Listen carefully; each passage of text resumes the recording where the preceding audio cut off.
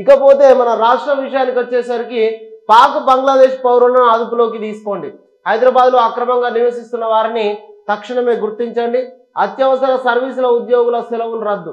మంత్రులు అధికారులు విదేశీ పర్యటనలు మానుకోండి. అప్రమత్తత అవసరం. బ్లడ్ నిల్వలు అత్యవసర మెడిసిన్ సిద్ధం చేయండి. ఐటీ సంస్థల వద్ద సెక్యూరిటీని టైట్ చేయండి. ఫేక్ న్యూస్ పైన ఉక్కుపాదం మోపండి. ఆపరేషన్ సింధూర్పై సమీక్షలో సీఎం రేవంత్. నేడు సంఘీభావ ర్యాలీ. భారతీయుడిగా గర్విస్తున్న ప్రతి ఒక్కరూ ఆర్మీకి బాధ్యతగా నిలవాలంటూ కూడా ముఖ్యమంత్రి రేవంత్ రెడ్డి ఆపరేషన్ సింధూర్ పట్ల ఆయన నిన్న మాట్లాడడం జరిగింది. ఇప్పుడు రాజకీయాలు కాదు, దేశం ముఖ్యం. ఉగ్రవాదులు సరిహద్దులు దాటొచ్చి చంపుతుంటే చూస్తూ ఊరుకుంటే ఇట్లా భారత రక్షణ రంగం లోపల హైదరాబాద్ అత్యంత కీలక ప్రాంతం. అన్ని విభాగాలను అప్రమత్తం చేయండి. ముందుగా ఆ నగరంలో నివాసం ఉంటున్నటువంటి పాకిస్తాన్ అదేవిధంగా బంగ్లాదేశ్ వాళ్ళను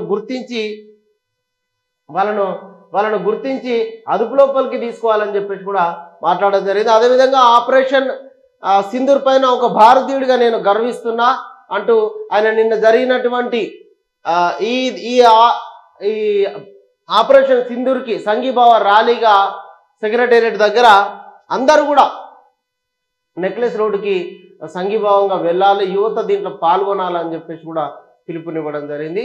దీంట్లో పెద్ద ఎత్తున ఇవాళ యువత పాల్గొనేటువంటి అవకాశం ఉన్నది ముఖ్యమంత్రి పిలుపు మేరకు. ముగ్గురు కార్మికులు